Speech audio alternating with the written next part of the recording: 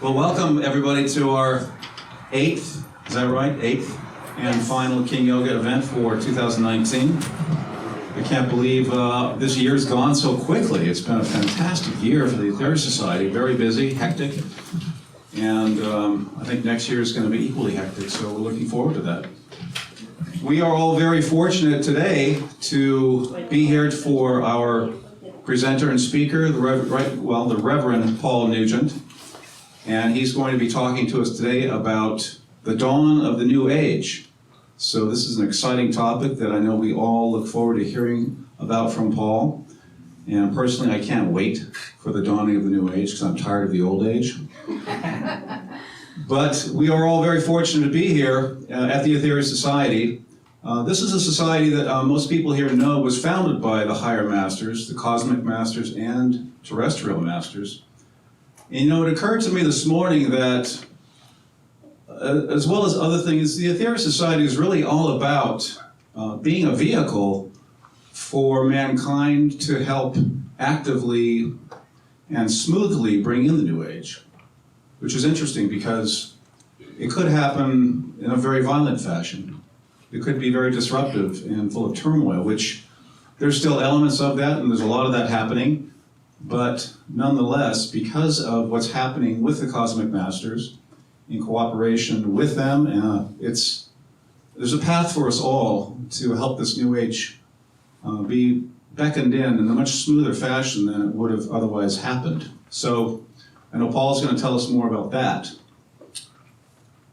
But before I turn over to Paul, let me just introduce our program. I think most of you have heard this little commercial, but like all good commercials, you keep running them repeatedly.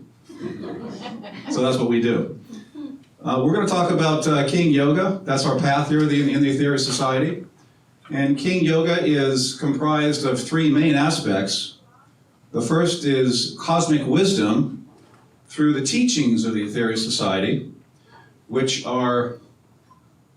did come through Dr. King, who was a true Western master of yoga, a great Kundalini yogi, as well as a master of other types of yoga, who was able to raise Kundalini to the highest chakras and receive advanced teachings from masters on this planet and other planets. So that is the first aspect of King Yoga. The second aspect of King Yoga is spiritual practices, which are designed to help us to develop ourselves so that we can become better channels to send light and healing to the world. And the third aspect, which is really the most important aspect of King Yoga, is service. Karma Yoga, service to mankind, service to the planet. And according to Dr. King, service in Karma Yoga is the most important of all the yogas. So the major difference between King Yoga and other yogas is that King Yoga is designed to help humanity as a whole rather than helping just the individual. Although by helping humanity as a whole selflessly, you can't help but advance yourself and develop yourself at the same time. So he used to say there's one way to advance and only one way, that is not to just evolve yourself, but also to do everything in your power to help others evolve themselves. So, with that, I'd like to introduce our Reverend Paul Nugent, who is a priest in the Aetherius Society. He's also a director of the Aetherius Society, and he also was a close personal aide of our founder, Master Dr. King. For over 10 years, Paul lived with him and helped him in the latter stages of his life. So Paul's qualifications are great. His experience with our master are significant and extensive. And with that, I think he's got probably more capability and insight into what the dawn of the new age really means for all of us. So let's welcome the Reverend Paul Nugent.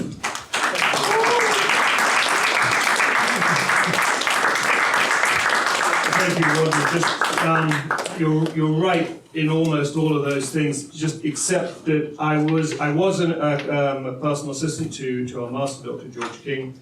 for the latter years of his life, but actually only lived with him for about 3.5 years, not quite 10. Does it feel like 10? Well, in some ways. Anyway, oh, that's opening. This is a very old laptop, and I'm not exactly sure how it's going to function. Anyway, yes, well, welcome. Very nice to see you. Thank you very much for coming to this, as Rodney says, the last of our King Yoga experience events for 2019, which, as he says, is the centenary of the birth of Dr. George King. And I think that it really, in a way, this is wasn't planned this way, but I think it is kind of fitting that the culmination of our King Yoga experience events for this year. By the way, is this microphone on? Yeah. Yes. Well, good. Thank you, Annie, who's backstage. I think it's fitting that we are culminating with this particular talk, The Dawn of the New Age, because this subject literally goes to the very heart of King Yoga. It is what I would say the primary reason why Dr. George King came, why the Cosmic Masters spoke through him, more than any other reason, because of this dawning of the New Age, something actually far bigger than mankind. It deals with the whole of the planet, and even, as hopefully I'll try and explain, even the solar system and beyond. And so to that extent, the dawn of the New Age goes to the very heart of the Aetherius Society, what this organization is about. Now, in saying I'm very glad you're here, I am very glad you're here, but I'm even more glad that you weren't here at our rehearsal, which we do have rehearsals, believe it or not. And I thought I did an excellent job, but the rest of the expansion team weren't quite so sure about that, and they thought that I should make it like a TED Talk. Probably didn't know that I actually gave a TED Talk, or I was supposed to give a TED Talk, but it was banned and cancelled by TED once they found out what I was speaking about and that it was me. And so I actually in a very exclusive club of people who've had their TED Talks banned by TED. It's the ex-TEDx West Hollywood in 2013. You can look it up if you like. But anyway, they wanted me to do a TED Talk, which means I've got this sort of very weird thing on my ear that's slightly distracting. And I'm supposed to sort of have to walk up and down a bit, so if I do that, just know that this is what the expansion team told me to do. The other thing they told me to do was to give personal stories, anecdotes of the dawning of the New Age. And I thought, well, that's going to be incredibly difficult to do because it hasn't happened yet. I don't have any personal stories relating to the dawning of the New Age, except perhaps for one. And for that, I'm very grateful to Ashima for reminding me, because this is the only thing I can think of that in any way is kind of a personal story relating to the dawning of the New Age. And that was a situation that took place when I was taking care of Dr. King in Santa Barbara. It's over 20 years ago, and I remember it very, very well. It was one of those remarkable moments with our master. Came out of the blue. I had moved too rapidly through his living room into the kitchen. I didn't think I was going rapidly, but apparently I was. And about 5 seconds later, he came into the kitchen, and he looked at me and he said, "Why are you rushing? There's no rush. There's only God's time, which is now. And it's all happened anyway." I don't know if you were in the kitchen at the time, Brian, but it was just an incredible moment. It's all happened anyway. And I think the more we begin to understand what this is about, we can see the profundity and the brilliance of that statement. Which is why I put up this particular slide. Because when we look into space at night, we're actually looking into the past. I am no astronomer, but I understand that it's taken millions of years for this light to reach us, of what we're looking at, certainly when we're looking at the galaxy itself. And what we have here, Laniakea. Laniakea is an Hawaiian word which means immeasurable heaven. Immeasurable heaven. And what is really going on? Sometimes when people ask me what is going on, I actually say, well, Laniakea, because that is actually what is going on. You'll see there the Milky Way, our whole galaxy, together with hundreds of thousands, if not millions and tens of millions of other galaxies in this part of the universe, is being drawn into this super cluster of galaxies known as that we call Laniakea. And it reminds me in a way of that wonderful line in the prayer at the end of the 10th blessing from the book. This is a very old copy for those who are unfamiliar with the 12 blessings. At the end of the 10th blessing, a blessing to the galaxy. And it says, preserve this one for its allotted time. Then, O Jehovah, Lord of Lords, transmute it into the center of centers within thy mind. And what's really happening, what's really going on, is the consequence of the Big Bang. That's what's really happening. Everything is in the process of going back to God at phenomenal rates of speed. In fact, I understand that the whole universe is accelerating in its expansion until at some point the expectation is that it collapses itself back into that singularity from which it arose. But that is what is really going on. And how that ties into the dawning of the New Age, I think we actually have to go back at least to this myth of Adam and Eve, when we chose free will, which is what this allegory is really all about. We were tempted. There's a wonderful, well, Dr. King always would say that truth is a paradox. The master Aetherius has a wonderful way of describing God. He says, God is the eternal simple. God is the eternal simple. And yet at the same time, incredibly complex. And we, at some stage in our past, we chose free will. We ate from that tree of knowledge. We separated ourselves from that simplicity, that oneness, into individuality and complexity. And the consequence of that, in far more real terms, rather than the allegory of the Garden of Eden, is that we destroyed our world that we then lived on, known as Maldek, which is the asteroid belt, orbiting between Mars and Jupiter. That was the consequence of our choosing free will and separating ourselves from that far greater reality. And,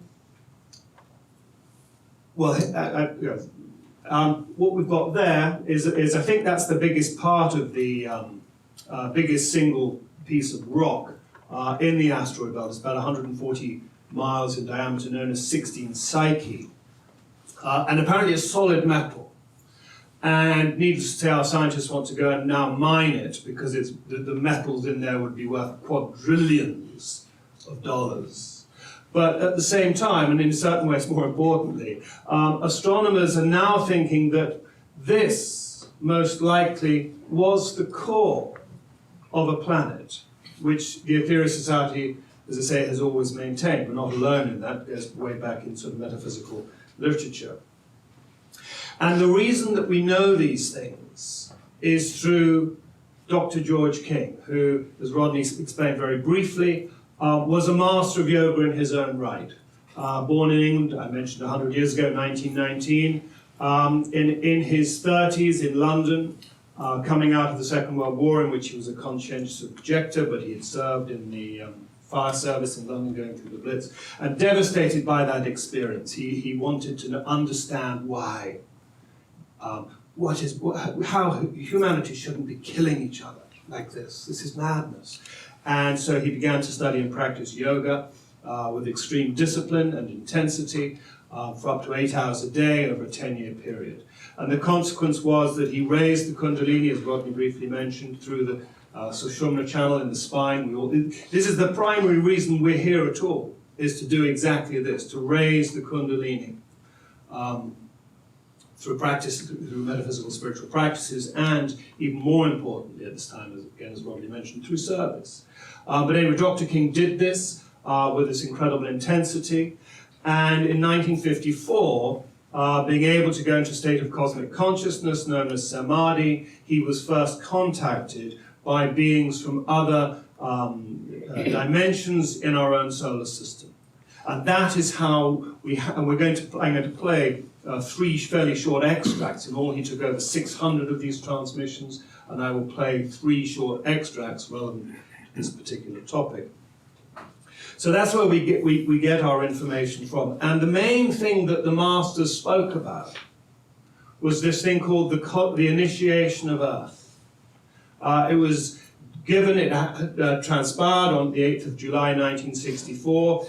Of all those 600 transmissions Dr. King received, this was head and shoulders above all the rest, even though all the rest in their own way were incredibly important, covering different aspects, all in a way tying into this initiation of Earth. And the way I like to think of it, sort of bringing this back to Laniakea, and indeed our own solar system, because as I say, what's really happening is there is this natural divine movement taking place throughout the whole of creation, going back to that source from which we came. And this may not be the best way of describing it, but it's what came to me in terms of trying to convey it. And it's as if we were on our way to LAX to catch a plane. And we were going to take that plane to, I don't know, Dallas, Fort Worth, to catch another plane that was going to take us to another destination. And on the way to LAX, we were drunk driving, and we had an accident. This was not supposed to happen. We've got a plane to catch. We're now not going to get to that plane in time. And so that plane can only hold itself up for so long because it itself has to catch up with another plane at Dallas Fort Worth. And that all comes back, as I say, to this natural divine movement that is taking place. But through our choice of free will, we involved ourselves. If you like, we became very seriously drunk. And we brought about this accident. Now, this accident could be we could hold the plane at LAX, could stay there for so long, but not inevitably. And the destruction of Maldek, we're told by the masters, was sometime over 18 million years ago, which in cosmic time is not very long at all. To us, it seems an incredibly long period of time, but in cosmic time, it really isn't that long. We were given the opportunity to continue our evolution upon this earth, who withheld her own natural progression, of, if you like to be very crude about it, of getting to LAX. And that could only be withheld for so long. And it's why the initiation of Earth had to take place, to, in other words, give her an impetus to take her where she really should have been all along. And it wasn't only the Earth that was withheld, but our whole solar system was held up for that time in its natural process of evolution. And in a transmission delivered by the Master Aetherius on December the 28th, 1969, he gave a transmission, not exactly describing in the way that the initiation of Earth is exactly described, almost move by move. But we learned in this transmission on December the 28th, 1969, we learned about the initiation of the whole solar system that had taken place over the preceding months of that year. So that this whole solar system, which had held itself back because of Maldek and Earth, so that this whole solar system could get to the place it should be in this whole divine movement of being part of this Milky Way, that itself is moving towards Laniakea and even beyond. So at this point I'd like to play the first of the three extracts. This is actually from that particular transmission, December 28, 1969, right at the end. And the reason I want to play it, because I think that the master Aetherius describes far better than I'm able to what is really happening. So if you could play that first transmission. It's about 3¼ minutes in length.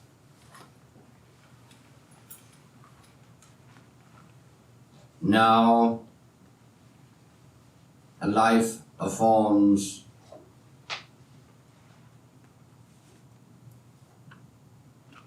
who have enjoyed the fruits of their evolution by this great happening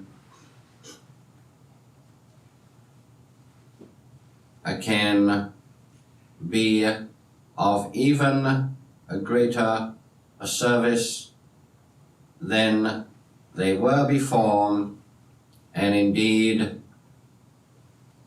have already started to spread themselves through the galaxy. Yes, and will go even beyond those confines at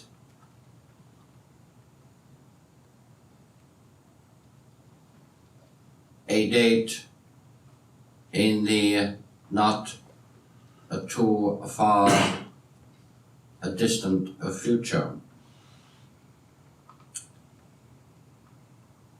demonstrating by action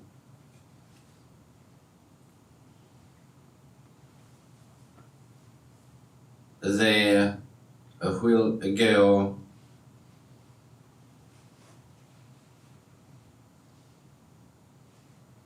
touching with their minds those other life forms ready for such a contact, and thus slowly, surely, another aspect of the great plan for the total evolution of all beings will be worked out in a perfection which is the governing law behind it all.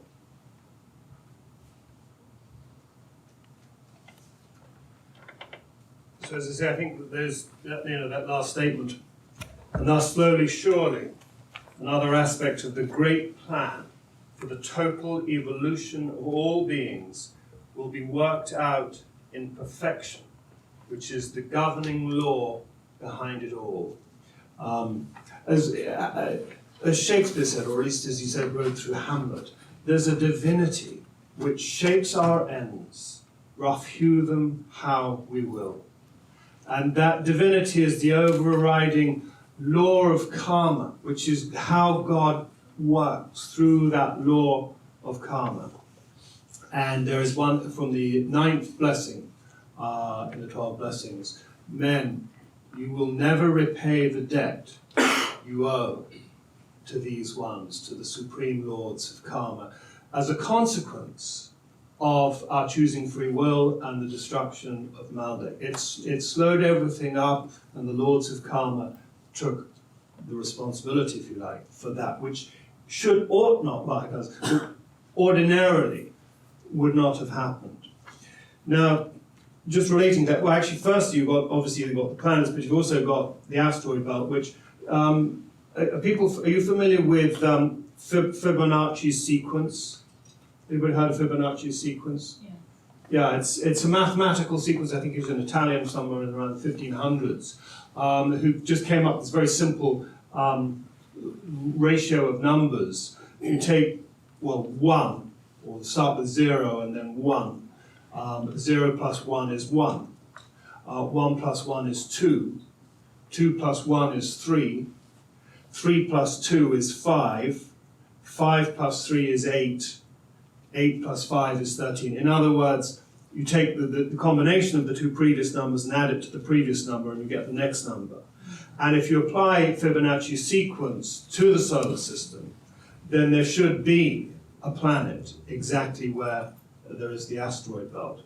And also, in the light of the initiation of the solar system, I'd like to just sort of share with you some quite remarkable information that has come from someone who's described as an esteemed scientist, Dr. Dmitriev of the Russian National Academy of Sciences in Siberia. This information is at least, well, just over 20 years old.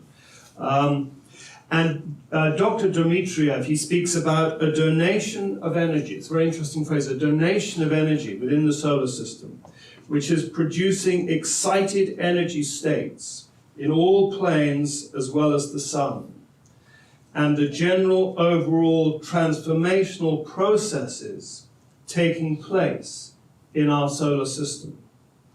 And he goes on to say, each living representative on Earth will be getting a thorough examination or quality control inspection to determine its ability to comply with these new conditions. In other words, he goes on to explain the changes that are now measurable in the solar system, at least since the initiation of the solar system took place.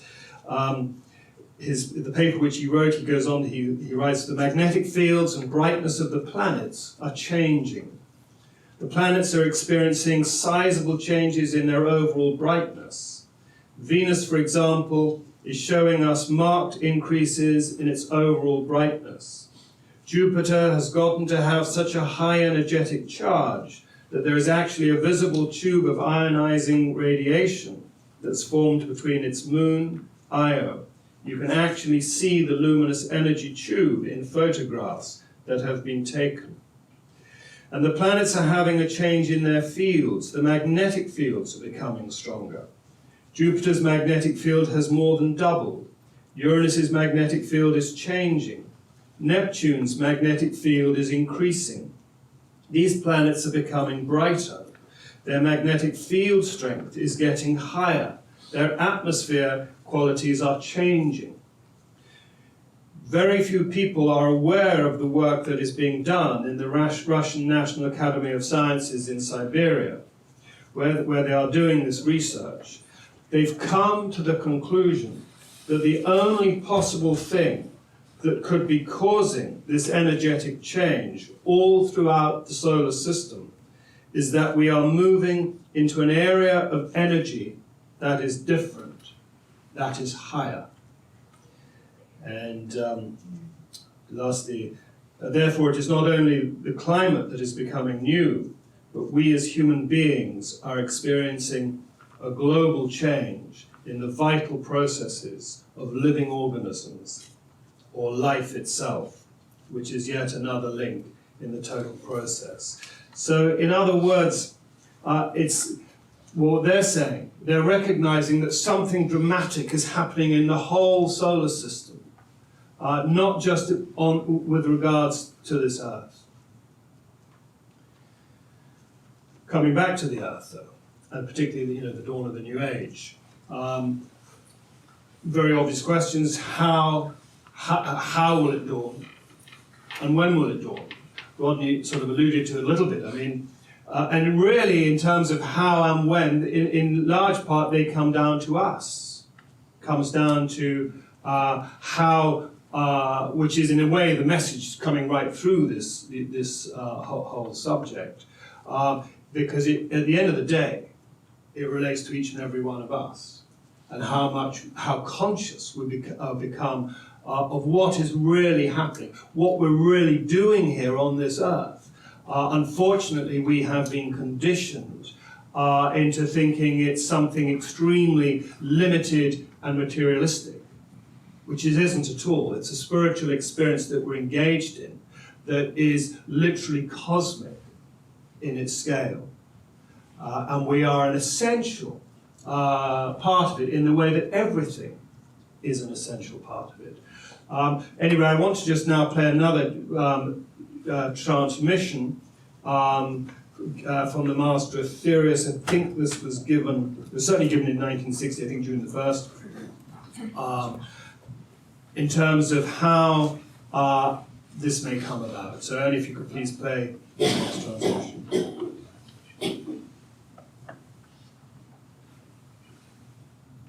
In the coming to pass, a terror will change upon her axis. This axis change can be brought about in two ways. Number one, as a gradual process governed by nature, which is not interfered with by the meddling hands of stupid terrestrials.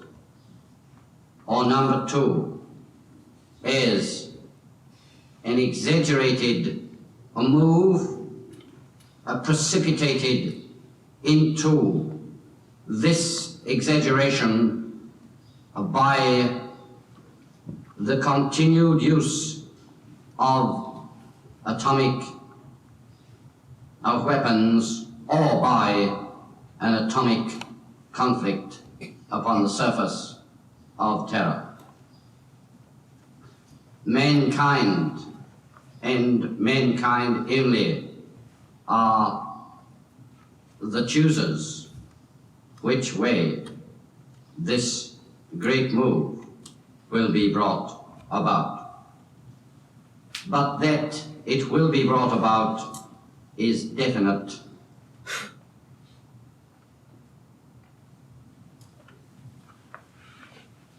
So there's an inevitability of this coming about. One thing, well, first of all, that transmission, as I say, was given in 1960, which was really during the height of the Cold War. Just 2 years after that transmission was given, mankind would test the equivalent of 12,000 atom bombs and hydrogen bombs, the equivalent of those dropped on Hiroshima and Nagasaki, 12,000. So that's why he refers to that atomic madness that we were engaged in at that time.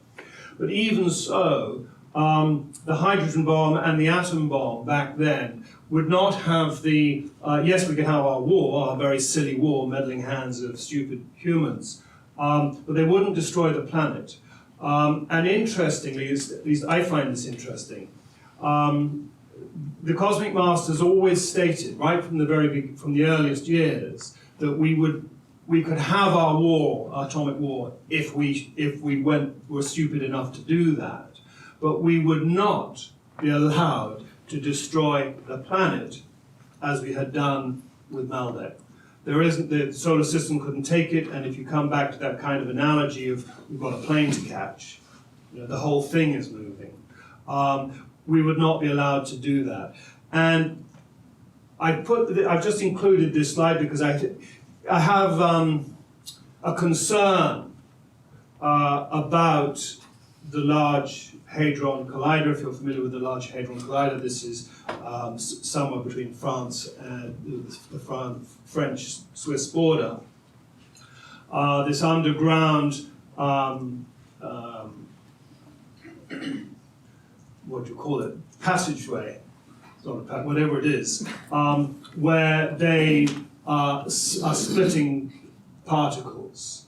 There is over 10,000 physicists, the greatest minds have worked in these underground laboratories on this ability to go to the most destructive aspect of God's potential, if you like.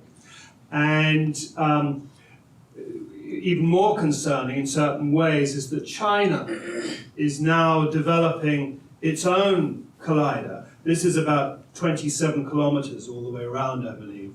That's 100 kilometers in circumference and 7 times more powerful than this one. And at least one astronomer, this Sir Martin Rees, is now Lord Rees, the Astronomer Royal in Britain, has come out and said that this will have the potential to destroy the planet, and perhaps even more than that. I mean, it's speculation, but it's his concern. And when someone of that, as a physicist with that kind of understanding and knowledge, etc., is making that kind of statement, then I think we should take notice of it. And why would the Cosmic Masters warn us we would not be allowed to destroy the planet? My own thinking is that because they could see that once we'd split the atom in the middle of the last century, which is when flying saucers began to be seen, all tying in with this initiation of Earth, they would have known that it will only be a matter of decades before the meddling hands of stupid humanity would develop the potential, the capability to even destroy the world, which may be why they made that statement. Anyway, next important question is, what will it be like? What will this new age be like? And I'd like for this to play another little short transmission, just under 3 minutes, given, I think by Mars Sector 6, again in 1960. So only if you could please play the last transmission.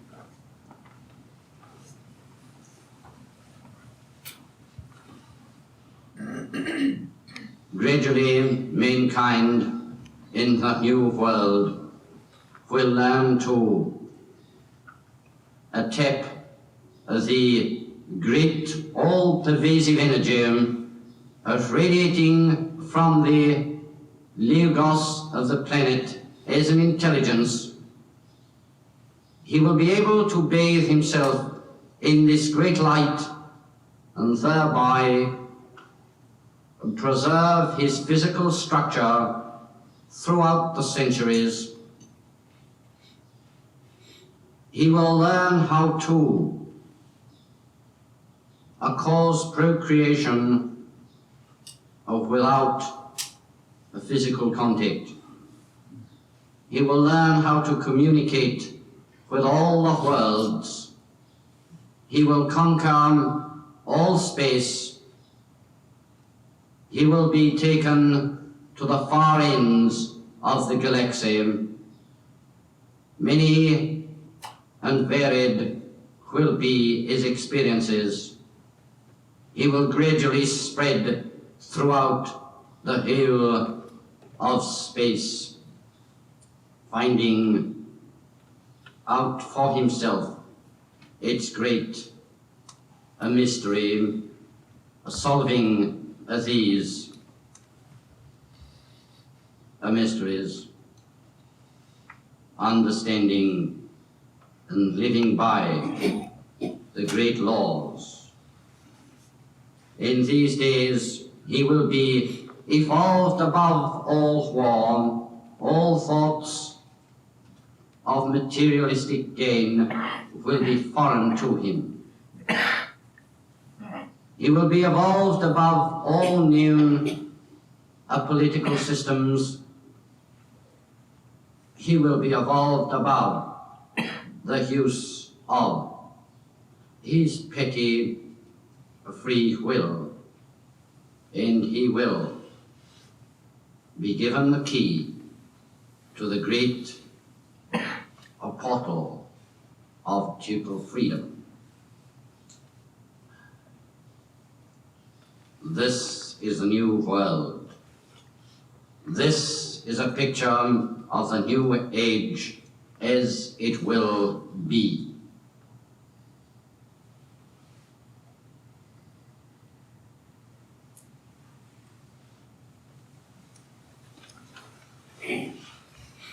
So the question, which is really, as I say, what it all boils down to, is what does it mean for you and me?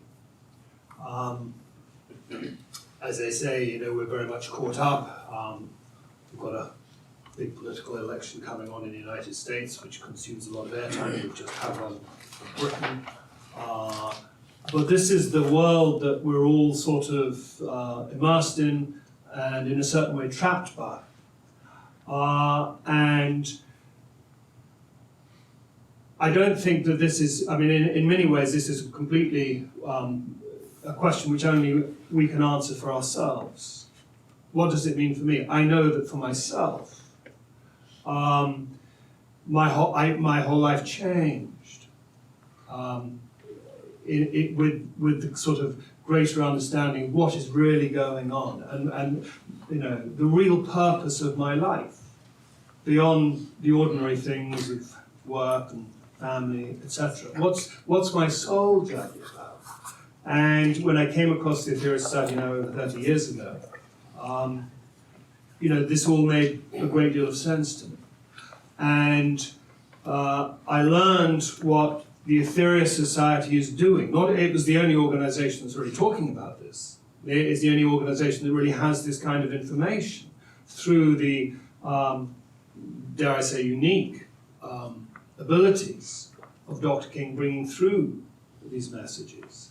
And the thing that they spoke about, what they call it, what they say, the Cosmic Masters, is service and cooperation, if I can find that.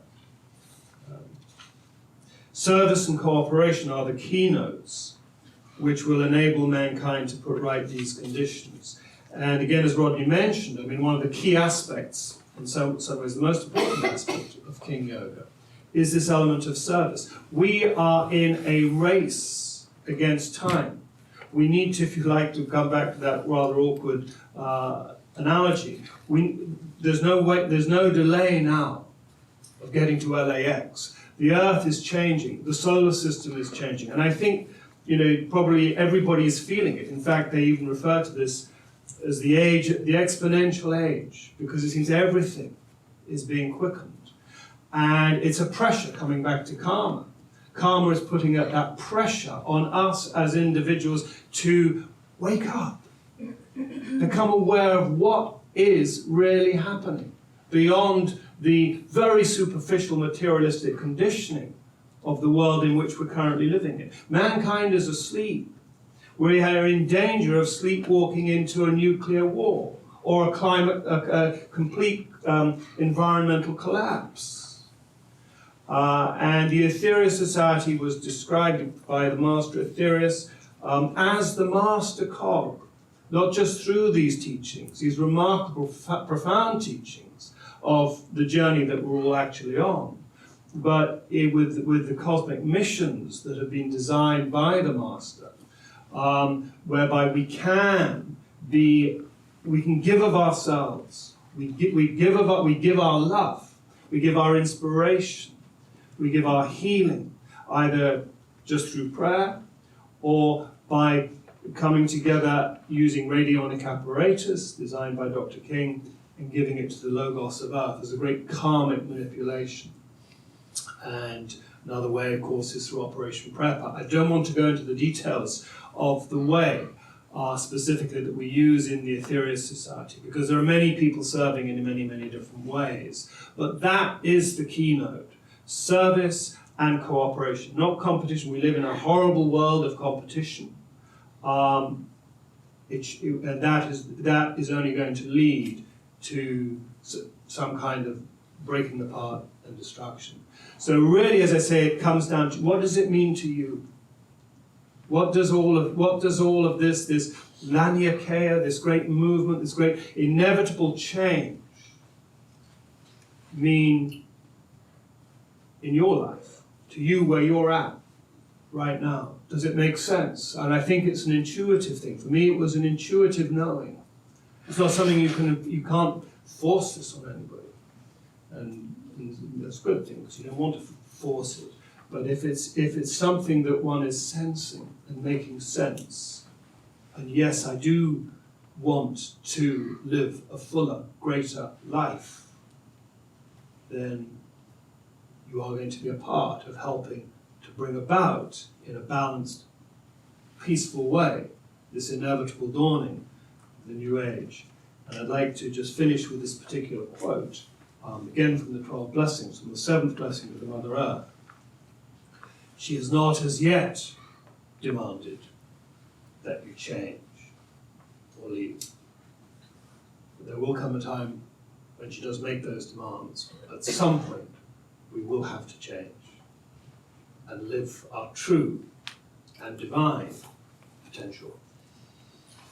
Thank you. That's my part. I see that I stayed here. Sorry guys for not doing more technical. But I found myself here. Thank you. So we're going to have a short break. Short break. And then we're going to do some kind of a spiritual practice. We're going to do a samyama. I don't know why he's looking at me, it's his practice. Well, you're going to do it too, I hope. Okay, so that's, maybe I can take this thing off my ear. Okay, so we'll take probably 5 minutes or so and come back and learn how to change for the better.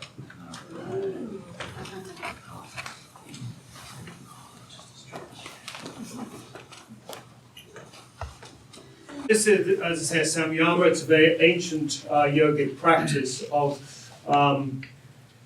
focusing on something, on anything in a way. And traditionally, well, it's that isn't necessarily samyama, but it's focusing the mind. Traditionally, it may be the flame of a candle, it might be a keyhole. And what we're going to do is we're going to use a stick. So if Natalie, could you hand out, give everybody a stick. Now, I recently came across, you might need both of those, this particular saying from Claude Monet, the Impressionist, French Impressionist painter, because I think this describes this beautifully, this practice that we're going to do. We're going to spend 5 minutes with, let me read what Claude Monet had to say. He said, "To see, we must forget the name of the thing we are looking at. To see, we must forget the name of the thing we are looking at." All right? So, because the idea is to become one with everything in point of fact. So just allow yourself to be fully open, to be receptive to what it is that you are looking at. Where is Ashima? Ashima's going to tag us. So we're going to have 5 minutes. 5 minutes. And I'll get one as well.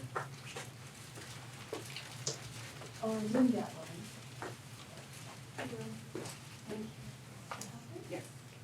one. Does anybody not have? Style doesn't know what stick. Forget the name of the thing you are looking at. Gentlemen.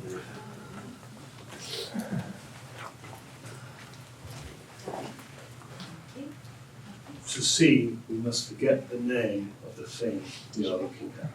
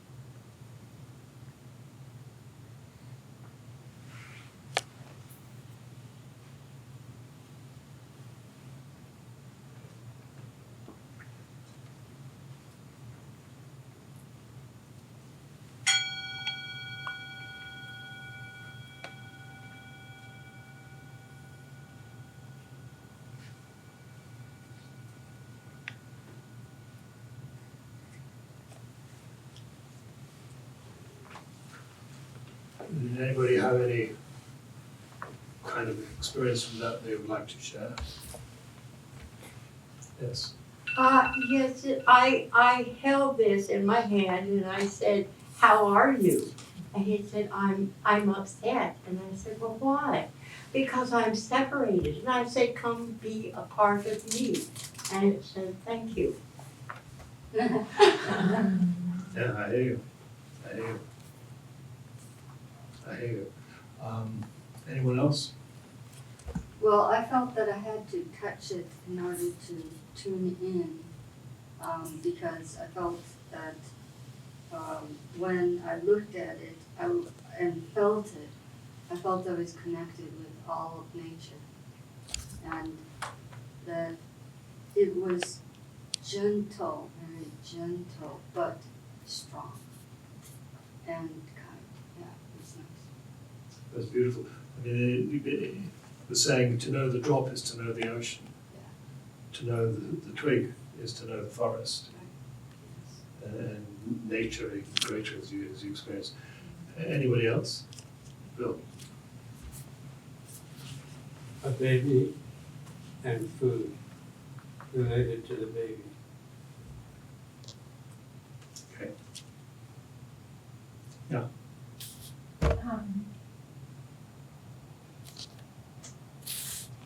It's like I could sense when he was alive, and when he's not even there to be here anymore. So it seems like it's all contained in this. Since his infancy, part of the plan, part of the whole, but the whole is still here. Exactly. It's hard to put in words. Yeah, it is in a way. To me, it's emotional, and there's an innocence. There's a complete innocence. Purity. Purity. There's a purity of nature, Yes. of God. All right. Well, that's because now, reasons of time. The reason we've got you looking in this direction is we're going to spend a little bit longer. I would think maybe just 8 minutes actually, Ashima. Where's Ashima gone? Oh, there she is. And so if we do 8 minutes, and we're just going to look at any one or all three of these masters. If you want, for those there, you can look at our own master, Dr. King. And this is more in the Samyana to draw strength, whatever it is that you receive back from what it is that you're looking at, or who it is, or what it is. So we're going to spend 8 minutes just taking the time to see what happens when you allow your mind to rest on one of these or all of these great masters.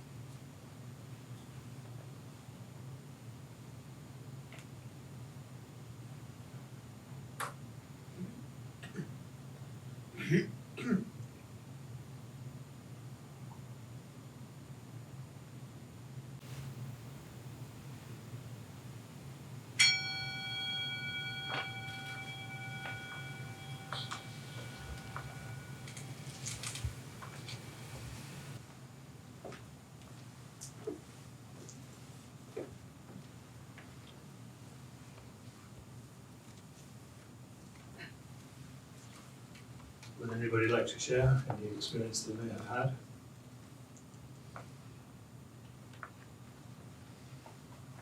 Yes. Yeah, it was a bunch of stuff, but basically it was break through the illusion and wake up. Yeah, I think that's exactly right. Anyone else? Yeah. It was a little emotional for me. I just felt the immense sacrifice that they have had to make and their strength and how brave they are and love. I just felt so many things. It was awesome.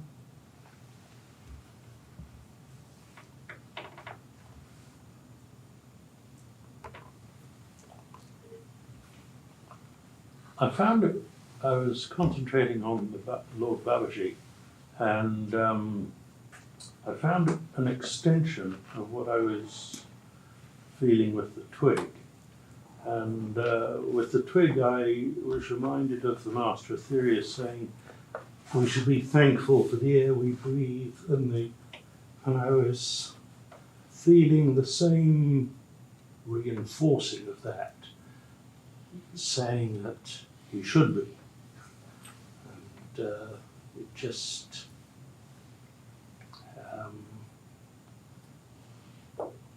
a reinforcing that we should be thankful for all that we have.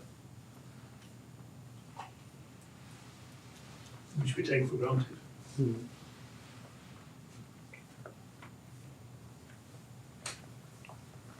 I just felt there was a lot of power coming from each of these pictures, the 3 pictures in front of us, and I was the most drawn to the Lord Babaji's picture, and I spent the most time just receiving his love, and also pray to each one of these masters to be given what I would need so that I can become the best channel possible. And I felt even more after saying the little prayer. And my hands were just buzzing the whole time. And I don't know why, especially the right index finger, I'm not sure if there's a reason for this, but it could be because it's one of the 2 fingers that are used for the blessing ritual, perhaps. That's just my guess. But basically, I just felt a tremendous amount of power coming from the pictures, even though they're just pictures, you could say, but they're not just pictures. Because I think the essence is really captured in these pictures. And I also felt a lot of power from the twig earlier, but a lot more from these pictures. And when I looked at the twig, I felt, I kind of looked at it as well as trying to feel the energy coming from the twig. And the twig, I felt it kind of represents each one of us. We can be so fragile, so small, that I was thinking it can actually grow into like a beautiful tree that can blossom, and there are really no limits. That it needs nurture, needs sunlight, needs love, needs care. So that's kind of what I thought about. Mine's more of a question, but who is she in the middle? That's Lord Babaji. Who? The Lord Babaji, Okay. who is the head of the Ascended Masters spiritual hierarchy of Earth. Lord Babaji is resident upon this planet, has been for millions of years. Apparently it's not an accurate depiction. Oh yeah. Where does this Lord come out of? Like, is it like India? Is it Well, where is its Babaji- origin? Like, I think Buddha is Hindu or something, right? Well, yeah, from India actually. Okay, and then what about the Babashi? The same, I believe. Yeah. What does Babashi represent? Did you already say that just now? Yes. Okay. There's just like a lot of, I don't know, there just seems to be like a lot of Faces. it's more like a feeling that this one in the middle ends up providing, it's like a knowing, it's like a present moment feeling. It is like what Ashima was even saying. No, actually, this gentleman, I actually could see what he was connecting to when he was saying, because you were looking at the middle one, right? Yeah. Where he was saying he was able to connect with the twig after or just even during his experience looking at Babashi. And it's almost, I mean, at the end of the day, all three of them resemble exactly what we are all trying to get and accomplish within this oneness, whether they exist or not. It is with what everyone has had to say. It is that example that we're all getting to, whether we are right or we are wrong. So it doesn't matter. We can all sit here and we can judge all these people. Well, when I was younger, Christ was the one that was real. All these other two, no. At the end of the day, it doesn't matter because they all resemble that oneness. So anyways, this is a really cool little, real actual exercise that is not just, I don't know, it's just about connection. So, and I too was definitely with all of them. Like the first one, I had my physical experience with Christ. I had that moment of releasing and just all that bitterness and resentment. But at the end of the day, just looking at all of them and really connecting with the middle one, I don't know. It was a nice experience, something I haven't even challenged myself to do per se. However, I've been learning about it, so thank you. And thank you all for your own experiences, because they were beautiful when you were sharing them. Thank you. Yeah. I focused on the Lord Babaji and the compassion coming from his eyes. It's a great picture. It's the only picture where the eyes are the main focus. And I feel that he does come through at times through the picture. Seems like Lord Babaji was the star. We've got to feel sorry for the other two Yeah. guys. Yeah, me too. It's I was No. you can't highly see us. attracted to the, Nice. and, so what happened was, first I noticed that on my chest, here, there was some green light springing out. And as I became aware of that, I started becoming a little emotional. Some tears started coming down. And then he said for me to transcend that, to get beyond that. And then came the word compassion and the word pity. And he said, they're not the same. He was teaching me to see the difference. So when you have the unconditional love and it's compassion, otherwise it's just pity. It's just Pity. a pity. That was a lesson for me. Let's take one more. Bill. But still I'm feeling a connection from my forehead, in his forehead, Lord Babaji's forehead, in the center especially.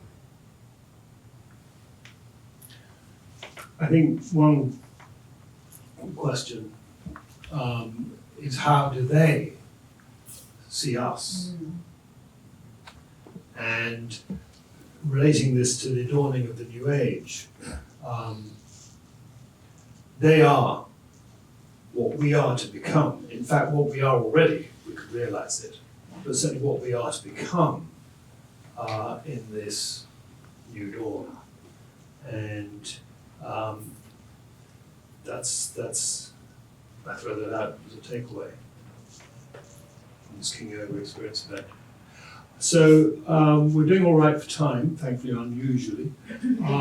So does anybody have any other questions or comments they'd like to make or share from the whole morning? Yes. You know, just listening to everybody, it's like really the answers are within yourself. You know, you really have access to it. You just take the time to do it and like, wow, there's really some deep stuff here. You know, yeah, it helps you reflect and work on it to become the best you can be. Exactly.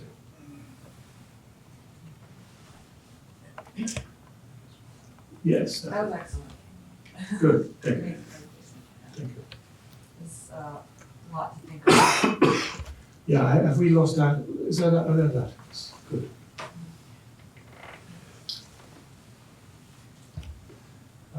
Good. Well, what a lovely way to almost finish our King Yoga experience events for 2019. But I think that there is something left, so I'll hand it back to our MC, Rodney Crosby.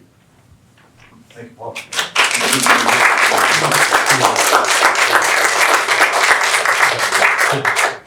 Does anybody want to reform circles and talk a little bit more amongst the environment of the circles? Or do you want to just move on to the next part? I'm good with the See- next part. Okay, that's 2 votes, because I saw Natalie nodding too. Okay. Well, Paul, thank you. That was a wonderful discussion about the new age. I can't, like I said in the beginning, I can't wait. I'm tired of the old age. And this really has been a fantastic year for all of us, especially in the King Yoga events team, as I said initially, and I think a very successful year. And I want to thank everybody in the team and everybody who supported the team. Let's give everybody a round of applause. You can pat anybody who helped on the back. And we're looking forward to next year. We think it's going to be an even better year. This was the end of our 2nd year, so we're going into our 3rd year in the King Yoga events, and we're very excited. We're drawing up a list of topics and activities. And if you have anything that you would like to see as part of our activities, please mention it to one of us, and we'll certainly consider it, because we're looking for ideas and topics from everybody, because especially the people who've been coming and have seen some of the different subjects we've talked about, we would love to get your ideas as well.